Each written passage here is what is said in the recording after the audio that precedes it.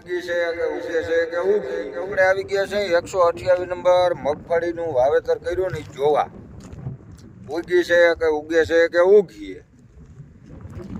હું પોઝિશનમાં છે કેટલા દીની વાર લાગીએ કેવું છે એ બધું જોવા આવ્યા છે આપણે 23, 24 ને 25 તારીખ 3 દીની વાવણી કરેલી છે એમાં આપણે 23 તારીખે 128 નંબર અને 23 તારીખે 39 નંબર બે માંડવી એક આયરે વાવેલી છે.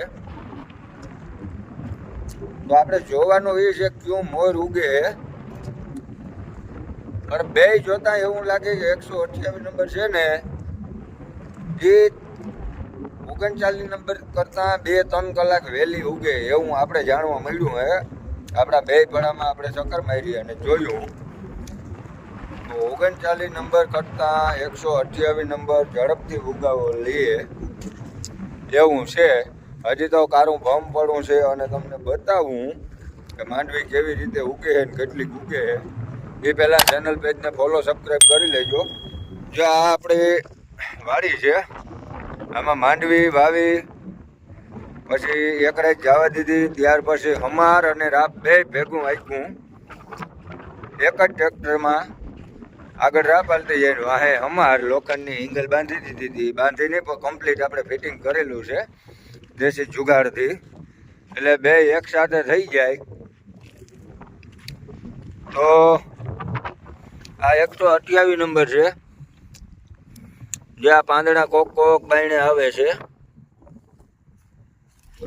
અને આપણે 39 નંબર જોવા ગયા ને તો એમાં હજી ક્યાંય પાંદડું બાયણે નથી આવ્યું. અંદર કોટાઈ ગઈ બધી બાયણે પાંદડું ક્યાંય નથી આવ્યું. એટલે આ એના કરતાં 128 નંબર 39 કરતાં 2 કલાક વહેલી ઉગે એવું જાણવા મળ્યું.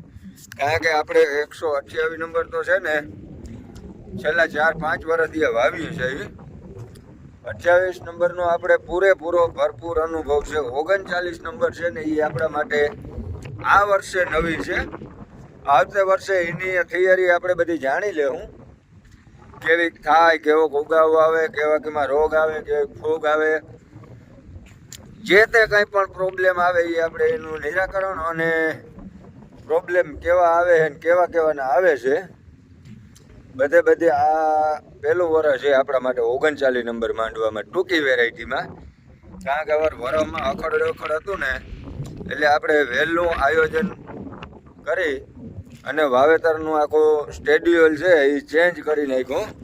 જેમ કે આપણી ફેવરિટ મગફળી 128 નંબર કારણ કે લાંબી પાકતી જાત છે પ્લસ તૂટે ઓછી પ્લસ રોગ પ્રતિકારક શક્તિ વધારે છે. છેલ્લે ઢોરનો ચારો બહુ મસ્ત થાય અને એમાંય પણ મબલોક સારો થાય. એટલે એવા બધા પરિબળોને ધ્યાનમાં રાખી અને આપણે 128 નંબરનું વાવેતર વધારે કરતા. પણ આ વર્ષે થોડોક વરા નબળું દેખાણું આપણે એટલે આપણે વહેલું દિવાળીએ જ આયોજન કરી અને દિવાળીએ જ 39 નંબરનું બિયારણ એક્સચેન્જ કરી લીધું હતું.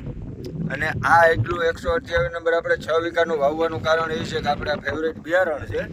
એટલે દર વર્ષે આપણે વાવતા હોઈએ એટલે આપણું બિયારણ આપણી પાસે રહીએ જાય નહીં. એટલે આ 6 વીઘામાં આપણે ટ્રાય કરી છે. તો મિત્રો મળીએ નેક્સ્ટ વિડીયોમાં.